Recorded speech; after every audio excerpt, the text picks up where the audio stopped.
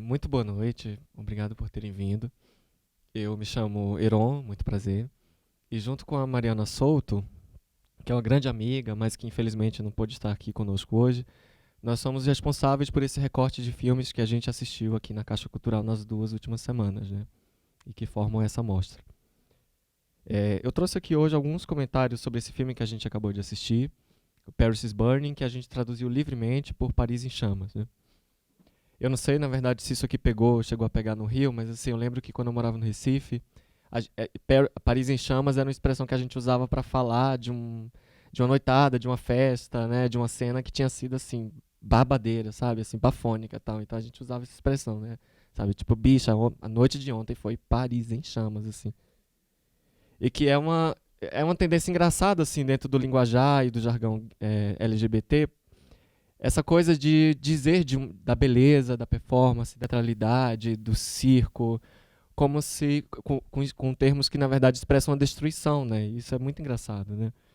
O próprio Willy Ninja, ele estava dizendo, né? Olha, o meu nome, eu como performer, eu como artista, eu como uma pessoa que transmite beleza, o meu nome Ninja da minha casa, ele quer dizer na verdade assassinar, né? Então o que eu estou fazendo é assassinar. Então é muito engraçado essa forma de pensar a beleza e a performance como coisas destrutivas, né? Como coisas que não são, na verdade, edificantes, mas destrutivas, né? Elas não constroem, elas desconstroem. É... Bom, esse filme, Paris is Burning, um filme de 1991, dirigido por essa cineasta então principiante, chamada Jane Livingston. Ela estudava cinema, se eu não me engano, em Yale. Eu tenho que checar essa informação depois. Desde que o filme foi lançado, ele, na verdade, nunca deixou de ser um objeto de debate, de discussões e de polêmicas, mas especialmente nos últimos 2 anos, assim, nos últimos 10 anos, mais ou menos, nos últimos 8 a 10 anos, ele voltou com tudo, né? Ele voltou com uma força extraordinária, muito devido ao sucesso desse reality show chamado RuPaul's Drag Race, da TV norte-americana, que já está na sua 8ª temporada, né? Isso, eu acho que é a 8ª temporada. E cujo apresentador, né, cujo frontman, o RuPaul, né, que é uma famosa drag queen, ele fala do Paris is Burning como se fosse o beabá da arte da drag, né, da cultura drag, e às vezes como o beabá da própria cultura gay contemporânea, assim. Então, ele está constantemente fazendo referências às coisas do que a gente vê no filme, né, essa coisa do reading, né, do jogar shades, né, jogar sombras, e a própria coisa das categorias, enfim. É um seriado muito popular que é construído muito em cima de Paris is Burning, né, das referências que o filme traz. Então, com a popularidade do RuPaul, Paris is Burning acabou ganhando uma renovada projeção, né, conquistou uma renovada atenção por parte do público. Bom, eu organizei a apresentação de hoje assim, de uma forma não linear, né? Meu comentário ele não tem um princípio, meio e fim. Eles são, eu só vou trazer aqui, na verdade, blocos temáticos desconexos entre si, e eu também não espero que, na verdade, nós aqui mesmo, nessa conversa, possamos fazer essa conexão, né? São coisas bem soltas, assim, que eu vou trazer, mas que, de qualquer maneira, eu acho que essas coisas podem ajudar a gente a compreender a história desse filme, né? O que está por trás dele, e trazer algumas referências também importantes para pensá-lo. Eu vou fazer isso na forma de imagem, sabe? Eu trouxe algumas poucas imagens, então cada imagem vai ser um bloco temático que eu vou trabalhar. A primeira imagem... Apareceu? A primeira imagem é uma fotografia da própria cineasta, da Jane Livingston. Eu não estou certo absolutamente se essa é uma imagem da época do filme, eu creio que não. Mas eu trouxe uma foto dela porque uma grande parte da fortuna crítica que se dedicou a Paris is Burning versa sobre a figura de Jane Livingston, né? Versa sobre o corpo dela, sobre quem é ela enquanto um corpo. E essas críticas, assim, elas estão muito ancoradas num texto que foi publicado em 1991, assim, ou seja, no próprio ano de lançamento do filme, dessa dessa intelectual feminista bastante conhecida nos Estados Unidos, chamada Bell Hooks, conhecida no mundo inteiro, na verdade. Ela publica esse texto intitulado Is Paris is Burning? Ela pergunta, né, Paris está realmente em chamas? E é um texto assim, o texto consiste numa crítica muitíssimo rigorosa ao filme, muitíssimo dura.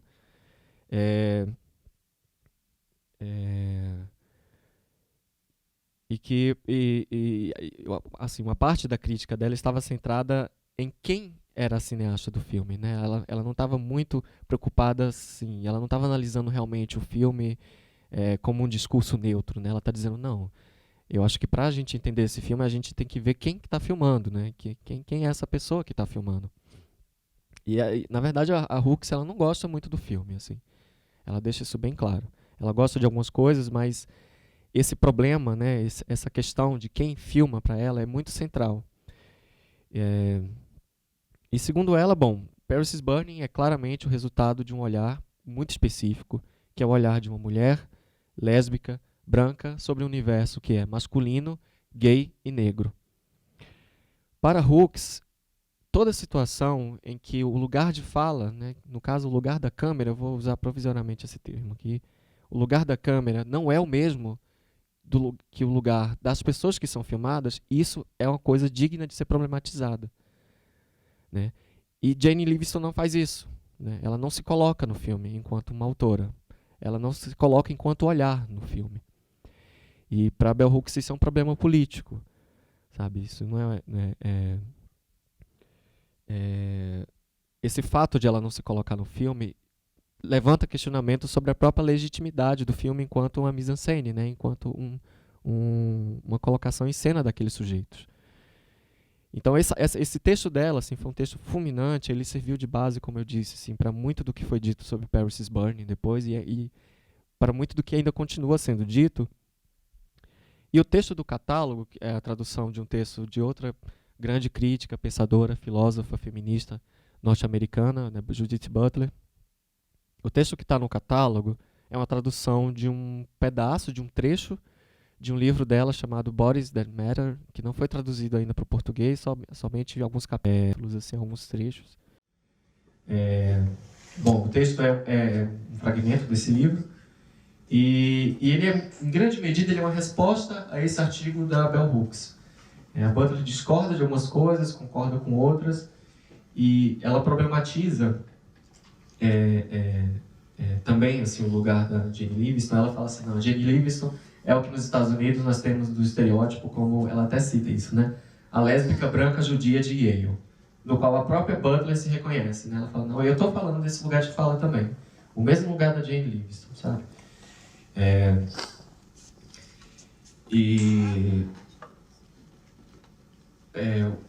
O que Butler acrescenta assim, ao argumento bastante rigoroso, né, bastante forte de Bell Hooks, é que, na opinião de Butler, a Bell Hooks está pensando o lugar do olhar de uma maneira unidimensional apenas.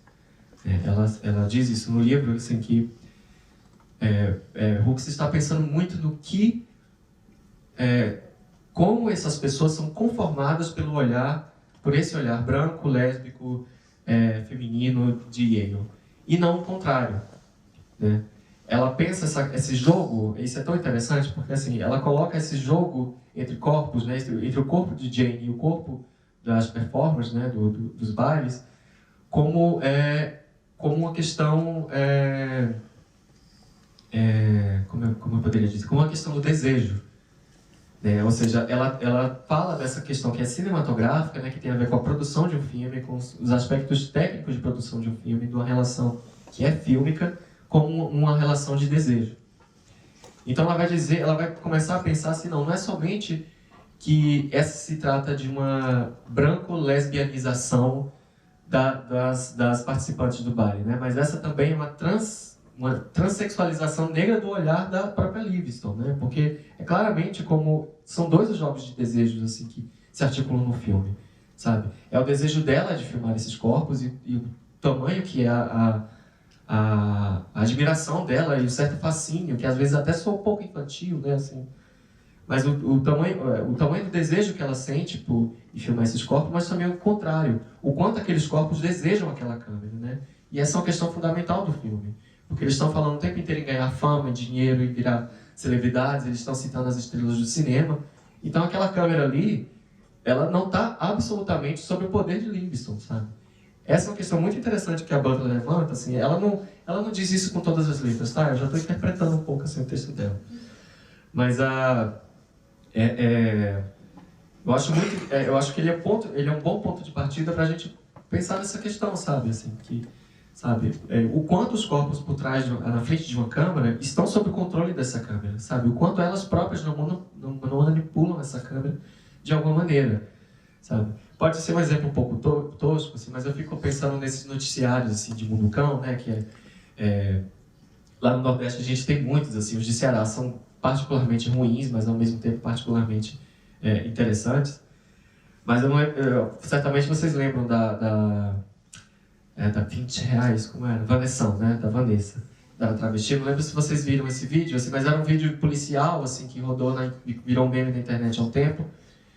E de um desses programas, tipo Cidade Alerta, né, tal, e que ela vai parar nessa delegacia com um cliente que supostamente foi agredido por ela, né? E eles estão trocando acusações. Então, é tão interessante porque quando a gente assiste esse filme, a gente não vê que ela não está absolutamente sob o controle do aparato televisivo opressor, sabe? Ela controla aquela câmera de algum jeito, ela transforma a narrativa, que é absolutamente austera, absolutamente violenta, numa narrativa sobre performance, sabe? Sobre moda, sobre beleza, assim. Então ela transforma a delegacia, ela transforma o programa, de certa maneira, sabe? É mais ou menos isso que eu acho que a Butler está dizendo quando afirma que, na verdade, também aqueles corpos desejam a câmera, né? Que eles não são assim eles não são assim tão moldados pelo olhar da Jane Livingston, né? Bom, essa é uma primeira questão, eu vou passar bem rápido assim, tá, gente? A segunda imagem é um recorte desse jornal, que era o principal jornal desse bairro Harlem, né? Que é citado no filme, o bairro de Nova York, entre os anos, no começo do século XX, né? Mas, por exemplo, na data do recorte, que é 1936, ele era o principal jornal de circulação dessa parte da cidade. Eu trouxe essa imagem assim, para um pouco contar a história do Harlem e para contar um pouco a história dos bairros. Porque, embora Paris is Burning tenha sido um filme pioneiro, né, ao mostrar, né, ao explorar esse baile, ao infiltrar esse baile que até então era um mundo um tanto secreto, né, um tanto inacessível, ou então até poderia ser uma questão de interesse, mas assim, ele é pioneiro em adentrar nesse mundo, mas os bailes não eram absolutamente uma novidade, não foram invenção dos anos 80, né, a gente vê pessoas do filme falarem sobre isso, mas, por exemplo, no ano que essa imagem foi publicada, nela a gente vê duas drag queens negras ou latinas e uma branca, e escrito como a gente traduzia essa palavra? O artista retrata as garotas, né? Bom, o Harlem, ele tem uma história muito peculiar, porque foi o bairro que recebeu uma grande quantidade de imigrantes, mas também de pessoas que vinham lutando para achar um lugar em Nova York, e de repente esse espaço ele foi se formando e foi se tornando esse lar, né? Assim, até o começo dos anos 20, 80% da população negra de Nova York morava no Harlem, né? E esse é o contexto geral do aparecimento dos bairros, né? Esse bairro vai se tornando cada vez mais populoso e não para de receber gente, vai se abrindo também para muitos imigrantes latinos. E eu cito aqui um estudioso assim, da cena gay de Nova York, chamado George Chaucer. Ele diz assim que os gays negros, né, haviam transformado o Harlem, né, mais ou menos nesse período, numa espécie de meca homossexual. Sabe? Então, mais ou menos nesse tempo, nos anos 20 e 30, que é quando começam a aparecer os primeiros bailes, eles haviam transformado o Harlem não somente num lugar para morar, mas também um lugar onde performar, onde se expressar artisticamente, né? Essa parte do Harlem, onde rolavam as festas, era chamado de The Jungle, né? Era a selva, assim. E essa foto, ela diz respeito, ela ilustra o que acontecia nesse baile que foi um dos pioneiros, chamado Hamilton Lodge Ball, né, que pejorativamente em Nova York era conhecido como The Faggot Ball, né, o baile dos viados. Que na verdade assim, de onde o baile que a gente vê acontecer no Harlem agora, né, no filme Percy Bunny, é ali que ele tem a sua origem, né. A questão que eu queria chamar a atenção agora era que esse baile ele tem uma origem que é muito, muito particular, porque as pessoas que atendiam a esse baile, eles não vinham, na verdade, de uma comunidade artística, né? Quem atendia aos bailes eram os trabalhadores, né? Era a classe trabalhadora de Nova York dessa época. Então, eram pessoas que estavam trabalhando nas lojas de departamento, na construção civil, enfim, nos bares, nos restaurantes. E, de repente, eles se unem nesse lugar para expressar alguma coisa. Né? Eles formam esse baile, assim, a cultura gay relacionada ao que estava acontecendo no Harlem, né? Do qual nós ainda estamos colhendo os frutos até hoje, tinha essa origem. Né? Ele não era um movimento artístico formado por pessoas que trabalhavam como artistas. Né? Então, era um lugar que veio da classe trabalhadora, assim, que surgiu a partir de esforços de um interesse da classe trabalhadora. Bom, a próxima imagem é uma foto desse baile anual chamado Dorian Corey, né? Dorian Corey é uma das drag queens que a gente viu no filme, aquela que estava se maquiando, dando entrevista, né? E ela, enfim, esse baile foi criado, essa foto é de 2012, então é a 17ª edição, enfim, tem mais de 20 anos que ele acontece, também em Nova York. E eu trouxe essa foto para falar dessa casa, não para falar dessa casa, mas assim, para tomar essa casa como exemplo, que é a House of Balenciaga, né? A casa de Balenciaga, no filme até aparece, eu acho, né? Algumas pessoas dessa casa. Mas o que eu queria, na verdade, tratar, a partir dessa imagem, é o signo de Paris. É pensar Paris enquanto signo, né? Enquanto algo que está presente no título do filme, e que está presente no filme enquanto um signo, que no caso seria um signo de moda, de glamour, sabe, um grande símbolo de tudo isso que no filme aparece nos discursos de quase todos os personagens, né, que é esse discurso da riqueza, do luxo, do poder. Então Paris é como se fosse uma metáfora, né, um signo poderosíssimo disso, e que fica assim, que é bem expresso no nome das casas, né? Tem várias casas que os nomes são de estilistas, de grandes marcas, né? Eu não sei se Balenciaga é uma marca com origem em Paris, assim, na verdade, mas assim, tem a Saint Laurent, eu não sei. Enfim. Não é a única referência, na verdade, né? Assim,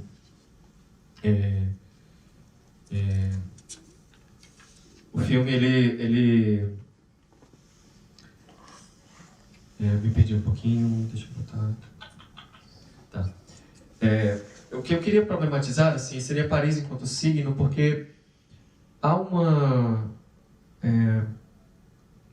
tendência, por exemplo, a enxergar esses discursos do filme, e isso é uma coisa que está presente também no artigo de Bell Hooks, como se aquelas vozes, né, aquelas falas, aquelas pessoas dizendo que queriam ser pessoas famosas, que só queriam ter luxo, que queriam estar subordinadas a um homem que pagasse tudo por elas. É como se aquilo fosse o estágio mais avançado de uma certa colonização das mentes, né? Como se aquelas fossem as pessoas assim, no nível máximo desse tipo de colonização, né? São as pessoas que desejam mais intensamente tudo isso que é vendido para elas sem que elas possam obter, né? Mas eu queria tentar aqui uma outra aproximação de tudo isso, de todo esse discurso, né? De toda essa celebração da moda, de toda essa celebração do luxo, da supérbia que acontece nos bailes. Eu queria tentar uma outra aproximação, sabe? Sobre nada disso que eu tenho a falar, eu não tenho muitas certezas. Eu só queria trazer uma outra perspectiva. Mas, na minha opinião, assim, o que eu acho estudando um pouco, sabe, e mesmo conhecendo um pouco, até da própria história da moda e da própria história dos bailes, é que eu não acho que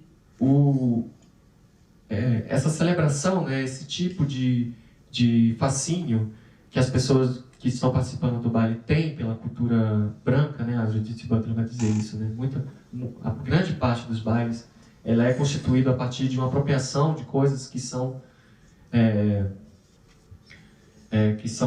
parte da hegemonia branca, né? Eu não teria certeza, assim, às vezes eu fico em dúvida de achar que, na verdade, o que eles estão fazendo não é celebrando essa cultura, mas elas estão tomando de volta a parte delas que é dessa história, né? Que foi cortado, na verdade, né? Então, por exemplo, voltando a Paris enquanto signo, né? Há toda uma história da moda, da finesse, dos bons hábitos, do qual essas pessoas, né? Do qual pessoas negras, gays, travestis, transexuais, drag queens tomaram parte, mas foram editadas, né, quando essa história vai ser contada, né? Então, eu tendo a ver esse filme, assim, não somente porque eu gosto muito, mas assim, eu tendo a ver ele como essa reapropriação de uma história que é delas, sabe? Mas que foi permitido, que elas foram cortadas, assim, a parte delas nessa história foi cortada dos livros, né? Foi cortada até dos próprios discursos hegemônicos da moda, como está presente na tal revista Vogue, né? E eu lembro, quando eu digo isso, eu lembro, por exemplo, eu não consigo tirar da cabeça a história das travestis brasileiras em Paris, né? Assim, porque foi uma coisa que começou, eu não sei quando começou, deve ter começado lá nos anos 20, né? Mas eu sei que lá para os anos 50, 60 e até 70, quando elas começaram a ser expulsas, né? Assim, quando a polícia francesa começou a cercar o fecho, essa quantidade enorme de travesti brasileiro que tinha em Paris, a própria palavra brasilienne já estava sendo usada como sinônimo de travesti, né? E o que é interessante é que elas não estavam indo para Paris, assim, não era uma questão apenas de sexo, né? Muitas delas iam para se prostituir, mas assim, não tinha a ver com uma questão de sexualidade exatamente o fato delas estarem indo para Paris, né? Era porque Paris, de uma certa maneira, era uma cidade que havia atingido uma certa maturidade estética, né? Elas estavam indo lá para aproveitar isso, para aproveitar a moda, para aproveitar os bons drinks, né? Para aproveitar a rua. E é incrível como muitas vezes a história de tudo isso, a história da moda, ela quer ser contada apesar disso, né? Tirando essas figuras, essas pessoas, esses corpos que estavam lá fazendo a moda ficar viva, né? Tornando a moda viva, né? Que estavam indo lá celebrar isso, né? Celebrar a moda. Então, eu só queria assim colocar isso como uma provocação, né? Para pensar, porque essa dualidade, né, a meu ver, assim, por exemplo, a dualidade entre você construir uma apropriação, eu até anotei aqui os termos, mas assim, essa dualidade entre apropriação crítica, né, que seria você se apropriar, mas de uma maneira irônica, de uma maneira que seja não inocente, né, isso versus uma assimilação passiva, né, esse debate que coloca o filme nesses dois termos, ele me parece um tanto empobrecedor. Eu acho que ele desconsidera algumas coisas, assim, e eu só queria trazer essa discussão sobre o que significa, né, o que representa, o que pode representar Paris, para a gente debater um pouco isso. Eu vou seguir nessa lógica bem aleatória, tá, gente? Vou mudar para outra imagem, não vejo relação nenhuma entre as coisas. Mas a imagem, essa foto é uma foto de... Eu errei, tá errada a legenda. É uma foto de 1960. É uma fotografia tirada de um sacerdote, isso na Nigéria, nessa cidade chamada Owo, que é a capital, né, do chamado país Yorùbá na África. Bom, e anualmente acontece nessa cidade, né, na Nigéria, esse festival chamado Igogô. É um festival anual que, como normalmente acontece assim, com esse tipo de festival, eles seguem o ritmo da colheita do inhame. E esse sacerdote, ele se veste com com adornos femininos, ele performa gestos assim, que são convencionalmente tratados como se fossem gestos femininos, né? Ele se afeminiza, né, durante esse festival. Ele veste essa saia, essa saia chamada Abolokun. Tudo isso para prestar homenagem a uma entidade da cultura iorubá que é chamada de Oronshen. Assim, é uma antiga rainha, é uma antiga esposa de um rei, a deusa da fertilidade. Eu sei que ela era casada reza a lenda, eu não sei se ela é uma entidade na verdade, mas ela era casada com um antigo rei do povo iorubá, e que ela despertava ciúme das outras esposas, né? E que ela acabou sendo sabotada por essas esposas e fugiu de casa, e depois o rei, desesperado atrás dela, nunca a encontrou. Então rola essa celebração, né, o Igogô, que é como se pedissem para ela voltar e trazer como é que se diz, a prosperidade, não, a boas colheitas, né, para trazer um tempo de sorte para aquela gente. E esse festival anual acontece, então ele é chamado de Olowo, eu não sei pronunciar, né, do Urubá, mas Olowo de Owo, que significa o rei de Owo, né? Então, durante as festividades, esse sacerdote, né, essa pessoa escolhida, ele vai se fantasiar, ele vai se vestir, né, vai se colocar em drag, né, para celebrar essa deusa. A próxima imagem é uma fotografia do cruzeiro. Foi tirada em março de 56. É uma imagem de um líder religioso, né, de um babalorixá, daqui do Rio, não sei se ele é daqui do Rio de Janeiro, acho que ele é baiano, mas é o Joãozinho da Gomeia. Né, ele formou um terreiro aqui,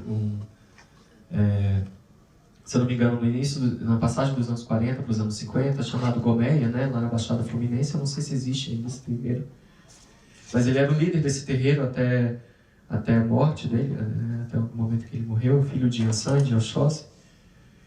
E essa foto era uma foto que causou muito escândalo assim, entre as comunidades de candomblé do Brasil inteiro, porque ele aparece nesse baile de carnaval, ele amava o carnaval, ele aparece nesse baile de carnaval chamado João Caetano, né? Baile de João Caetano, completamente em drag. São José? O que, o baile? Foi derrubado esse teatro em São José pelos militares, justamente para acabar os gays no Rio de Janeiro. Tá, depois eu tenho que ver, porque no livro que eu consultei chamava João Caetano, mas enfim, a gente discute isso depois. Mas ele aparece assim, completamente, né, vestido de mulher, em drag, e isso causou todo um rebuliço assim, nas organizações que cuidavam da legitimidade das religiões afro-brasileiras e tal. Mas o ponto que eu queria chegar, trazendo essas duas imagens, assim, colocando essas duas em perspectiva, é para falar desse conceito que é muito importante para a gente pensar o Império Cisbânico, que é o conceito de montação, né, que é uma outra gíria assim, do palavreado da gente, né, das bichas. E montação basicamente é você se vestir, é você se colocar todos os adereços e todos os gestos, e você pendurar tudo no seu corpo, de modo a, eu não sei exatamente se por isso, né, mas de modo a se aproximar da realness, né, por exemplo, né, não é o único caso, assim, que é. E é engraçado porque esse conceito, lendo um pouco assim sobre essa cultura iorubá que foi trazida, né, claro, obviamente, assim, que se mantém viva a partir disso, né, dos terreiros e tal. Há um paralelo interessante quando eles falam de um conceito chamado de montagem, né? Na verdade tem a ver com montar um cavalo. Né? Tem esse termo, né? Essa ideia que está relacionada ao verbo gun. Desculpa se eu estou sendo muito caótico, tá, gente? Mas é assim que minha cabeça funciona. Mas tem o verbo gun que significa tanto, em Yorubá, né? Significa tanto você receber a entidade, quanto significa também montar o cavalo, né? E também significa montar um macho numa fêmea.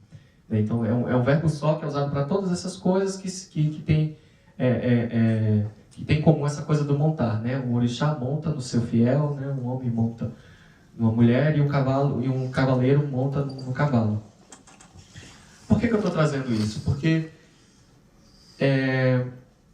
quando eu me referia, por exemplo, às travestis brasileiras que iam para Paris por uma razão estética, né? Ou seja, Paris é uma cidade onde você podia se montar à vontade, né? Onde é uma cidade especialmente apta para isso, né? Para montação. Eu só trago esse conceito um pouco para discutir, para deslocar um pouco a ideia que a gente tem de montação de uma história da moda que é europeia, sabe? De uma história da moda que vem das cortes, por exemplo, das cortes francesas, né? Assim, que todo aquele exagero daquelas roupas bufantes e tal.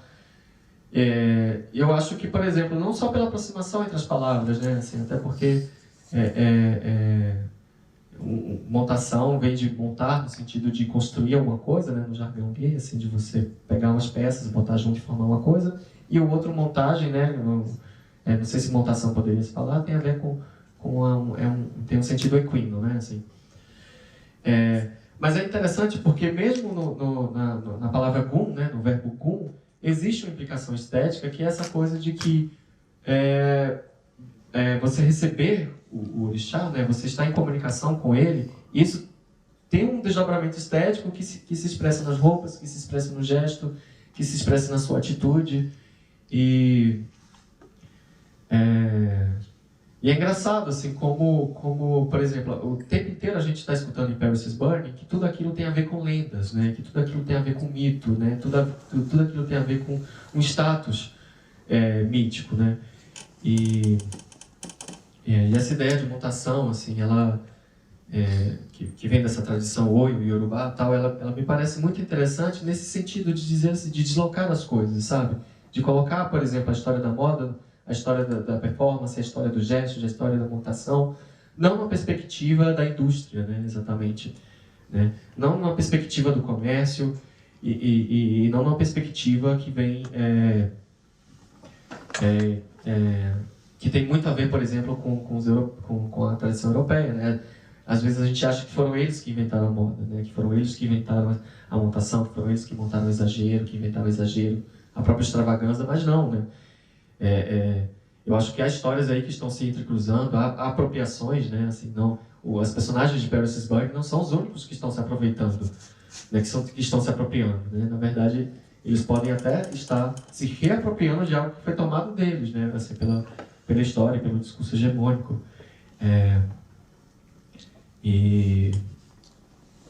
Bom, basicamente era isso. Eu sei que foi uma fala bastante desconexa, mas eu quis trazer essas referências, assim, pra, de repente até para a gente pensar melhor, sabe, o lugar desse filme que surgiu, assim, que foi como um choque dentro da cultura pop, né? Assim, as pessoas não conheciam, não tinham tanta familiaridade com esses bailes e tal, e hoje em dia até no Brasil, assim, a gente vê eles se multiplicarem, né? Lá em BH agora tem uma disputa de Vogue, né? Assim, né? Acontece todo mês e tal, então, enfim, eu achava que era um bom momento assim, pra gente falar sobre esse filme, né? Já que ele está retornando com tanta força. Mas é isso, gente, obrigado.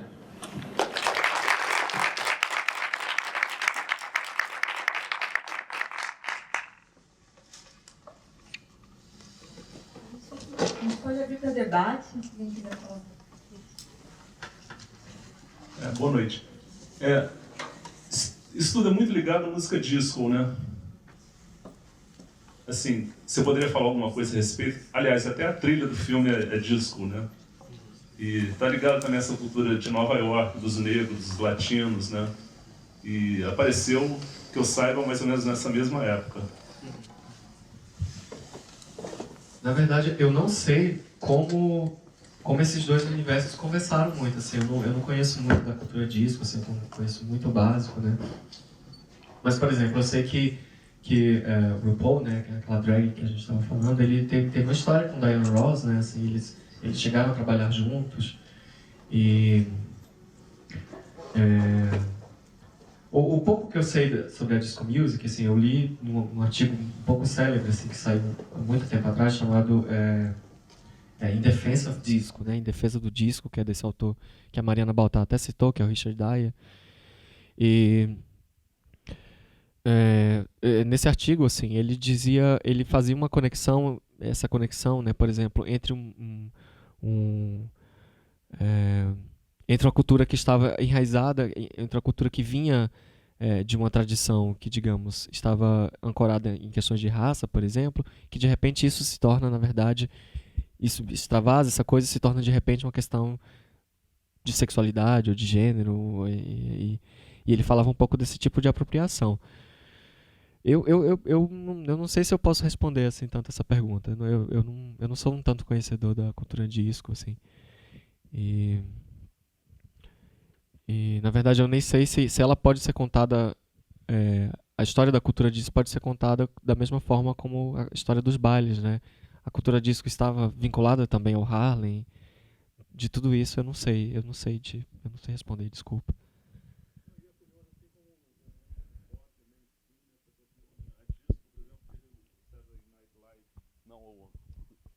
Os embalos de sábado à noite, Saturday Night Fever, né? E a Vogue foi apropriada, até achei que ela fosse aparecer, né? A Madonna, né? Sim, sim. A Madonna sim serviu de... Sim, o próprio Willie Negan trabalhou com ela, né? Diretamente, assim, ele aparece no vídeo, se eu não me engano, né? E tudo. Ele está diretamente relacionado à popularização daquela canção e tudo. Não, é interessante observar assim como o mainstream está sempre se apropriando dessas coisas que estão à margem, né? O tempo todo, né? Uhum. E de alguma maneira, assim, quem está à margem acaba querendo também reproduzir um pouco que você falou, querendo se reapropriar de algo que já foi apropriado, né, pelo centro, né? Logo no começo do filme, eu não lembro a quem pertence essa fala, mas tem alguém que diz assim, que quando vê que se sente enganado por esse sistema que só permite algumas pessoas, no caso brancas, heterossexuais, chegarem à riqueza, ao luxo, ao poder, né? E o que eu entendo dessa fala não é somente o que está ali bem explícito, né? Assim, quando ela diz que se sente enganada, eu entendo que também é isso, sabe? Eles tomaram eles estão construindo um universo que se deve em grande parte a coisas que eles querem esconder, né? Quando ele diz isso, não, eu fui enganado, eu entendo um pouco isso, sabe? Eles me despistaram, sabe? Eles tomaram o que é meu e estão capitalizando um pouco em cima disso, né? Assim. Mas, sim. Boa noite.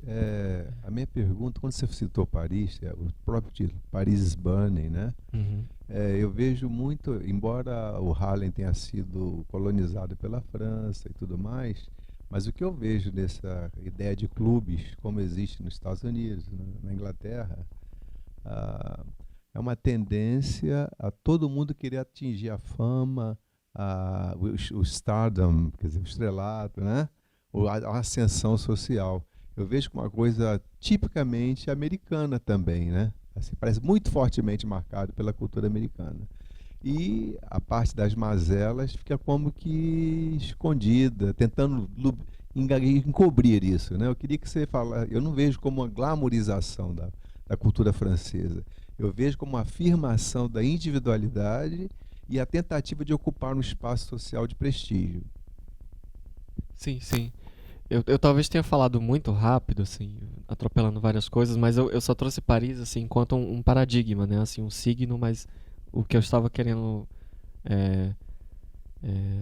eu estava querendo, na verdade, tratar desse conjunto, né? Assim, às vezes formado por uma tríade, né? Sei lá, moda, dinheiro e poder, né? Assim, que Paris significa muito bem, né? Mas, obviamente, assim, é bem diferente, né? Assim, o signo Paris, o signo Estados Unidos, né?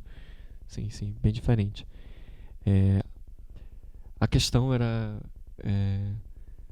comentar sobre mais ou menos como... Onde que está a marca americana? Para mim é um filme tipicamente onde valoriza o individualismo, que está muito forte na cultura gay, né? Uhum. E a questão do bom gosto. Claro que é uma brincadeira com identidade, do feminino interpretado uma cultura muito própria, né? Mas eu não vejo essa relação com Paris. Paris até hoje em dia virou uma fábrica de todas as tendências de tudo, né? Não é alta costura, não é isso. Paris é tudo que vende e que tem um estilo é valorizado. Talvez a questão do estilo aí talvez seja pertinente, né? Uhum. É signo, um clichê de que Paris vende bom gosto, ou manda, é o lugar certo para adquirir bom gosto, é o máximo que alguém pode alcançar. Talvez tenha essa crença meio popular, né? Meio fantasiosa, né? Sim. Eu eu acho que no próprio filme a gente encontra alguns discursos assim conflitantes, né? Talvez não discursos, mas por exemplo, é, quando a gente escuta a Vênus Extravaganza falando de tudo aquilo, né? Assim, falando de toda essa experiência pessoal dela que chegou a esse limite, né? Assim, é, que chegou ao limite da morte dela. Eu acho que e ao mesmo tempo ela está dizendo essas coisas, né? Assim, o discurso é esse, né? Eu quero ter fama, eu quero ter luxo, eu quero morar numa casa, eu quero ter filhos. E aí o filme corta e mostra ela assim, no beco mais degradante da cidade, num lugar completamente tomado por picho, por lixo. E e ela continua no lugar dela, né? Assim, é, é, ela continua com esse sonho, mas assim, talvez é isso, assim, às vezes a chave do sonho já não é tão interessante para pensar o quão complexo é esse universo, né? Assim, inclusive para pensar esses discursos que são muito diretos, né? Às vezes chega até a ser um pouco chocante, né? Assim, como eles dizem isso com tamanha sinceridade, né? Não, olha, eu quero essa mulher aqui, ó. Eu quero ser ela, né? Uma das drag queens vai lá no concurso da Ford, né? Assim, e para tentar uma vaga de modelo, né? Assim, então, é, é, mas assim, eu, por exemplo, falar que isso são sonhos, né? Falar que isso é uma forma de colonização perversa da mente, eu nem sei se isso nem mais dá conta desse tipo de complexidade, né? Dessa tensão que é existente entre você estar à margem de tudo isso, né? E ao mesmo tempo você querer habitar esse lugar, né? E a própria coisa das categorias, eu fico achando que é um esforço muito imaginativo, assim, né? De você pensar como seria todo esse universo se nós não tivéssemos sido excluídas dele, né? Assim, como seria o universo militar, né? Se você não tivesse excluído as bichas desse universo, sabe? Como seria o universo da moda se você não tivesse cortado as pessoas negras? Eu fico achando que é um esforço imaginativo de que, por exemplo, eu não diria que é em termos de ruptura, sabe? Eu não tenho tanto conhecimento assim dos bailes e do que estava em jogo ali para chegar a dizer isso, mas eu fico, pelo menos é um esforço imaginativo, sabe? De tentar imaginar uma nova história. Assim, é de tentar imaginar uma nova narrativa de mundo, uma nova forma de viver junto, sabe? Assim, é, é assim que eu entendo o filme, sabe? Não sei se eu respondi. Oi, na verdade eu queria fazer mais uma observação do que uma pergunta, mas foi uma coincidência tão grande que não pode ser só uma coincidência, né? Nessa última parte da sua fala, eu fui ano passado numa palestra chamada É Travesti, Linguística Queer e Performatividades Monstruosas. E o professor estuda linguística e ele estava analisando a linguagem na comunidade LGBT, de modo geral, né? E aí ele tem um certo momento que ele fala de um estudo de caso que ele fez numa ONG que presta serviços a travestis e transexuais que se prostituem, né? Isso no sul do país. Aí ele transcreve um diálogo entre duas das mulheres que trabalham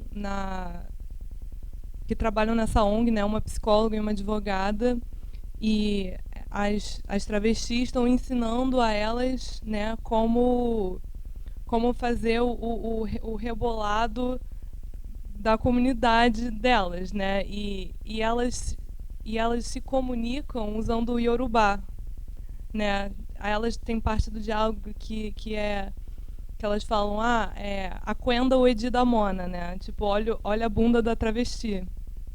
E depois ele fez um comentário que essas travestis e transexuais que iam para a Europa para se prostituir lá, quando elas voltavam, elas não usavam mais o Yorubá, né? Porque, né? Isso é uma paráfrase.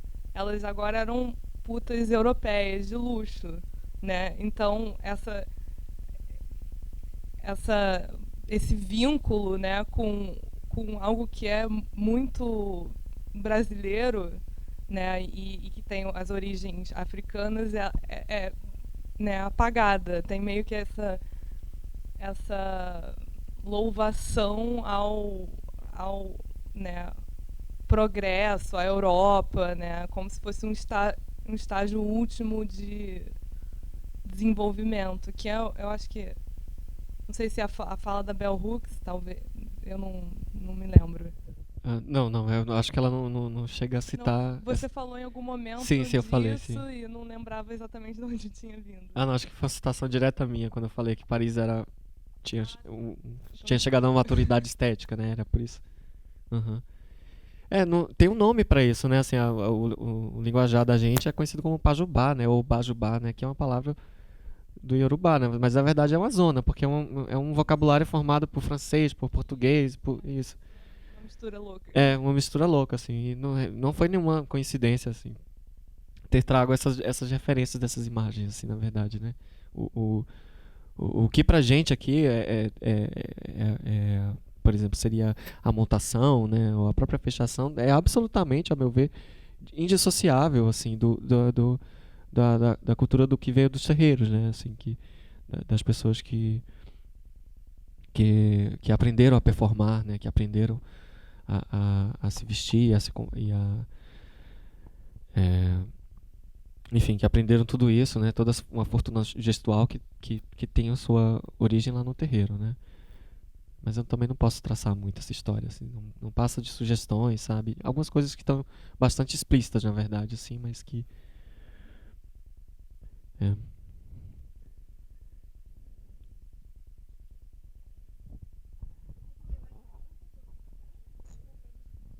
Por enquanto, não.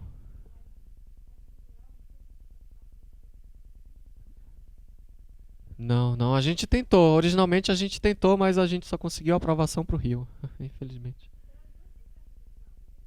Ainda não. Tem Recife.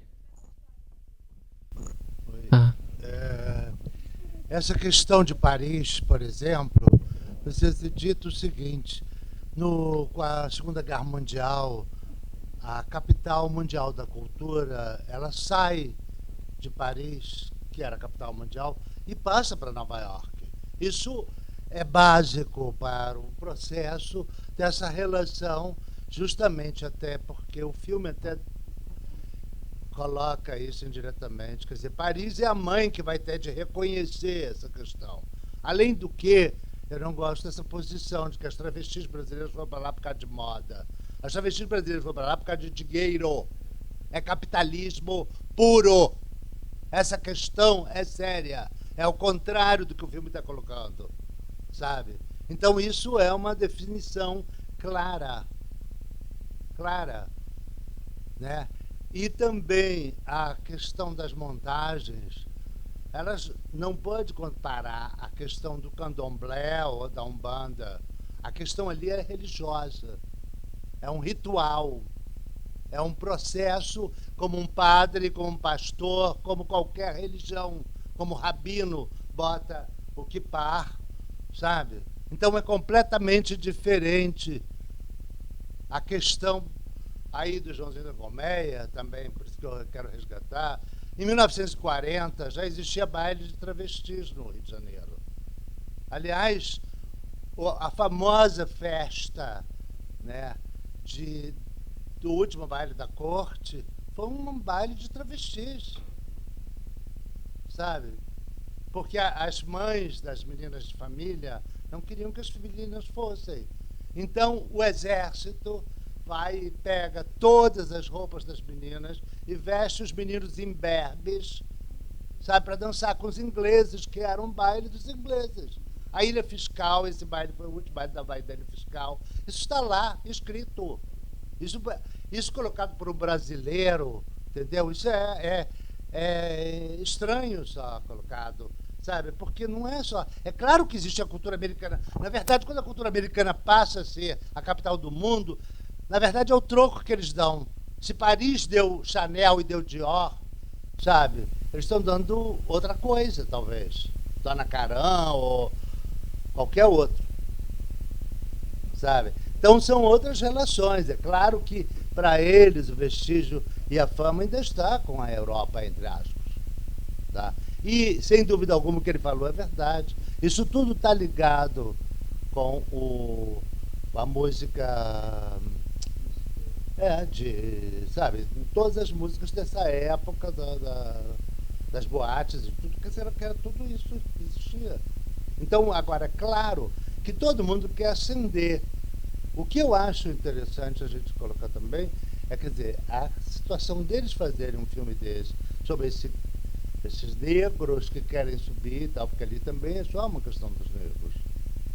E que também se discute outras duas relações, sabe? E eu acho que aquela travesti velha coloca uma coisa muito boa. Eles não viram o baile antigo como é que era. Tá? Então, ela fala, inclusive, no processo da evolução. E a dona da boate também fala isso. Tá? Então, eu acho que tem essa importância para a gente ver. Agora, eu gostaria que, principalmente, não se colocasse essa comparação entre a questão religiosa e a montagem do travesti, entendeu? E nem a montagem, como você colocou, do cavalo, entendeu? São coisas completamente diferentes. Bom, a primeira questão, assim, sobre o fato de eu ter trago Paris e não Nova York, né, assim, foi só para entender, por exemplo, como eu disse, é Paris enquanto signo, né? Eu não estou dizendo que a referência do filme é Paris, embora o nome do filme seja Paris em Chamas, né? Que é muito usada no Brasil, sabe? Abalou Paris em chamas. Eu falei no começo. Sabe? Então essa Abalou Paris em chamas é também americana, é uma tradução. E que também é um filme, justamente que é um filme que acaba Paris com a invasão alemã. Então está em chamas, então, quando a gente usa a transformação para os Estados Unidos. Uhum. Não, sim, assim, eu não tinha quase nenhuma pretensão histórica, né, assim, em colocar Paris como um sítio, né, assim, eu queria mesmo como se fosse um signo, né, um paradigma, assim. Sobre a outra coisa, assim, do que você falou das coisas serem separadas, né, do que uma coisa é você se montar religiosamente por ritual, outra coisa é se você montar enquanto travesti, enquanto drag queen.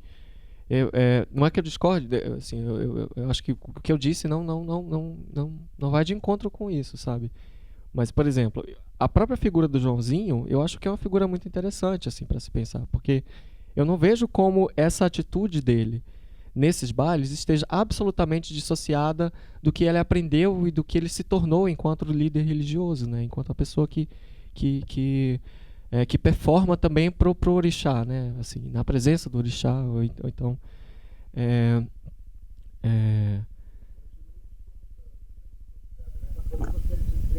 A carreira em glória, que hoje é da Igreja Universal, entendeu? É um contraste disso.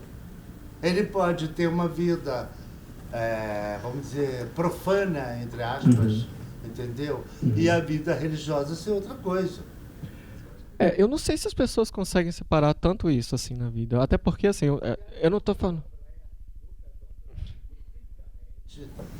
Existe um Deus, sabe? Que é metade homem e metade mulher. E que isso é propositadamente. Não, eu sei, mas assim, eu acho que as referências. Mas eu acho que essas referências, elas não estão, assim, tão absolutamente sob o controle da religião. As pessoas se apropriam delas, sabe? Assim, sendo religiosas ou não até, sabe? Por exemplo, recentemente a gente viu... Criam a religião antes de mais nada, né?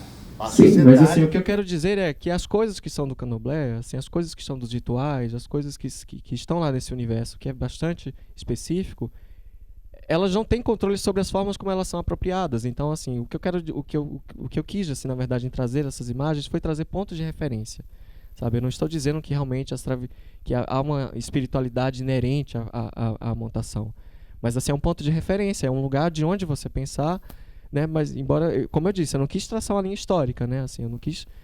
Eu respondi ela saiu da sala, assim, a minha pretensão não era traçar uma linha histórica, sabe? Eu não tenho competência nenhuma para isso, assim. Mas, enfim, essas referências estão lá e, sei lá, por exemplo, agora a gente está assistindo essa repercussão incrível, assim, do vídeo da Beyoncé, né? Desse último disco dela. E ela saiu vestida e ela aparece nesse vídeo com um traje que remete ao Oxum, né? Com aquele vestido amarelo, assim, que remete ao Oxum.